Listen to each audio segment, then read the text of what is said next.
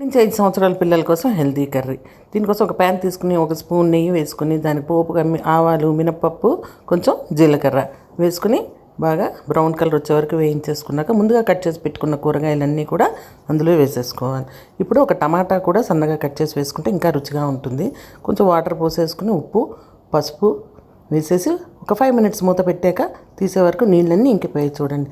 ఇప్పుడు బాగా కలియబెట్టేసి దానికి దంచి పెట్టుకున్న ధనియాల పొడి, జీలకర్ర పొడి, కొంచెం మిరియాల పొడి కూడా వేసేసుకుని బాగా కలిపేసుకుని మళ్ళీ ఇంకొంచెం వాటర్ కూడా ఇందులో వేసుకుంటే ఇంకా బాగా దగ్గరగా ఉడికిపోతుంది.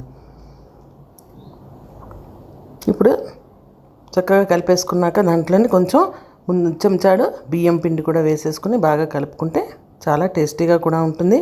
ఫ్లేవర్ కోసం దీనికి కొంచెం కొత్తిమీరని సన్నగా కట్ చేసుకున్నది కూడా వేసేసుకోవాలి. అంతేనండి, బాగా చాలా టేస్టీ కర్రీ రెడీ అయిపోయింది. హెల్దీ కర్రీ కూడా. మీకు కనుక ఈ రెసిపీ నచ్చినట్లయితే తప్పకుండా లైక్ చేయండి, షేర్ చేయండి, కామెంట్ చేయండి. మొదటిసారి చూస్తున్న వాళ్ళు సబ్స్క్రైబ్ చేసుకోండి. Thank you.